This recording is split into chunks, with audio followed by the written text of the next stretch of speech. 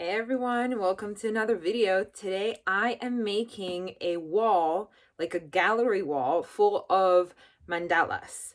So you can already see behind me here on the wall where I kind of tested where I want them to go. So there are going to be 4 different ones, and I have 4 different colors and different sizes of the hoops as well. So really the idea is same like you today do gallery wall with posters and all of these things, to make it different, different pictures, different styles, to make it look good in the end, hopefully.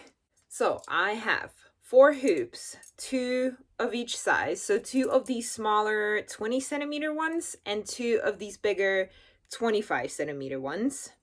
And then I have these 4 colors, and you might also be able to tell that this yellow one and the white one are single twist cords, and then this like terracotta, I think it's called, and the sand color are 3-ply cords. So also different types of cords to use. They're all 5 millimeters, so the size is the same. And then for my other supplies, I'll definitely be using my brush and the stiffening spray for fabric. So let's start with this one and one of the bigger hoops. I started by adding the first 2 cords with the regular lark's head knot.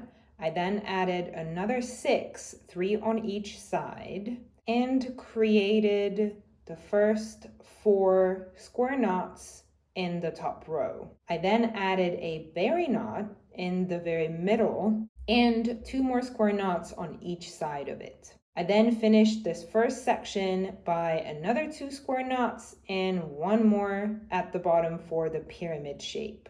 I then added another 2 cords, and I am showing you how I did the double half hitches with those cords.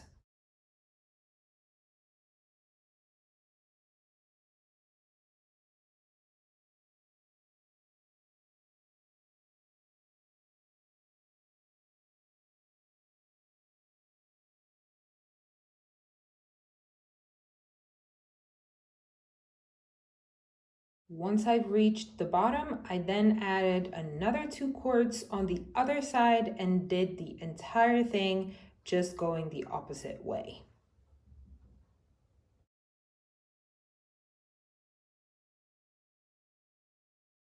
Once this section was done, I added another 8 cords, with again the 2 in the middle being the longest cords, and I repeated the same process again.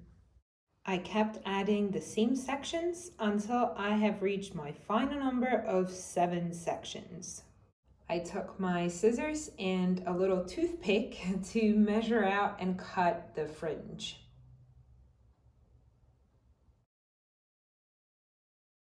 I then took my trusted brush and started working on that fringe. And this part is always so funny for me to look at when I know it's only like 30 seconds here, but in reality, it was like a good 45 minutes. I also brushed the other side, so I flipped the whole thing on the other side and then again, flip it back to the front and did another brushing. After that, I used my fabric stiffener spray. That's why this is on a newspaper right now.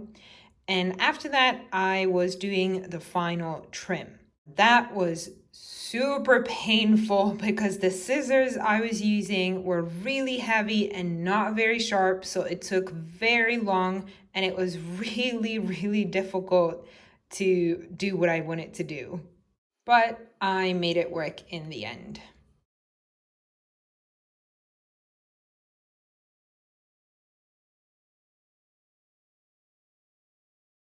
So for the second piece, I will be using the smaller hoop, so the 20 centimeter, and this white cord.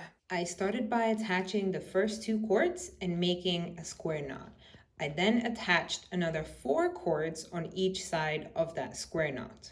I made a row of double half hitches, going again in that pyramid shape style, and I also did the other side.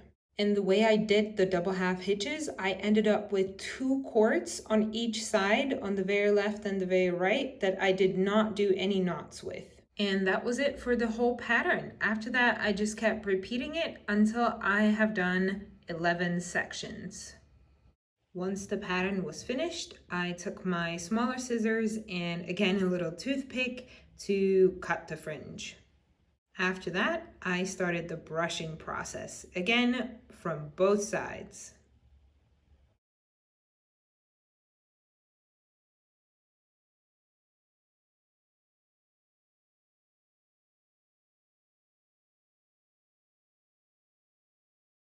Once it was fully brushed, I took it outside to apply the fabric stiffener spray, and then I did the final trim, which on this one it was a lot easier than the bigger piece. For the third piece, we are moving to the bigger hoop again, and the cord that's in this terracotta color, that's the 3-ply cord. I added the first 2 cords, but in this pattern, all of the cords are going to be the same length. With those first 2 cords, I made 2 square knots underneath each other. I then added another 2 cords and again created 2 square knots.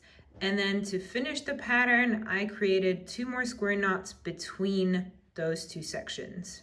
And that was it, super easy pattern. After that, I just kept repeating it until I made the full circle. I then did some trimming, and the next step was a bit different because I had to unravel each and every single cord to make it basically into little single twist cords so that I could then brush them out. Once I was done brushing, I applied the fabric stiffener spray and I attempted to make a nice symmetrical circle with my gigantic blunt scissors. And for some reason, I didn't film the trimming part, but here is the result. And last but not least, our last mandala, the small hoop again, and this sand color again, 3-ply cord.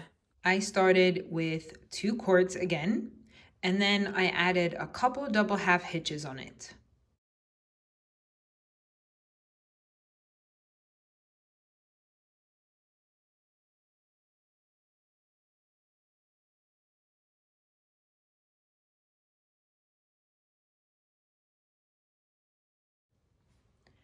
I finished this first section with another lark's head knot.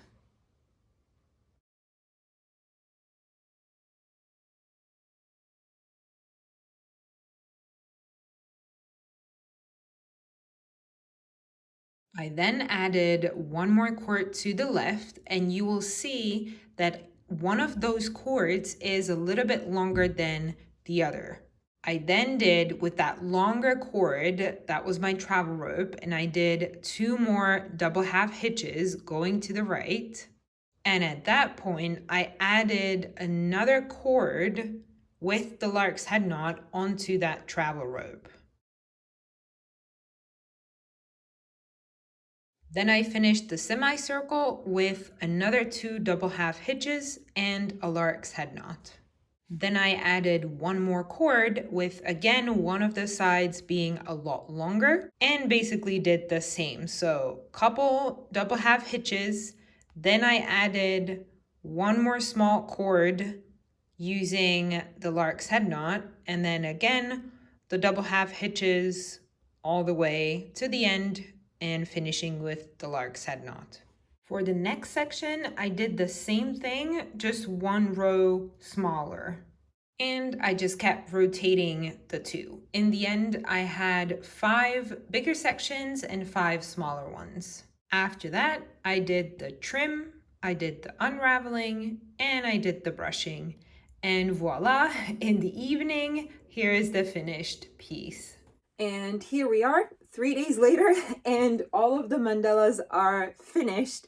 This was quite a project, but lots of fun, and I think it looks great. I think I may have overdone it a little bit with the size of these, so I think I should have gone a little bit smaller, so make the 2 big ones on that smaller ring, and then that smaller ring to make that even a little bit smaller, but oh well, at least I have this big statement on my wall right now. So out of all four, this mustard colored one was definitely the most, well, I don't want to say difficult, but it took me the longest to make. And probably this brown one or sand one down here was the one that was the most difficult to trim, because like you heard me probably say in the video, those scissors just did not work for what I needed. This, I think, was only a reminder for me that it's really important to have the right tools to make things work the way you want them to. So as always, I hope you liked the little tutorials. I hope you were able to take some inspiration from it, and I'll see you in my next video. Bye!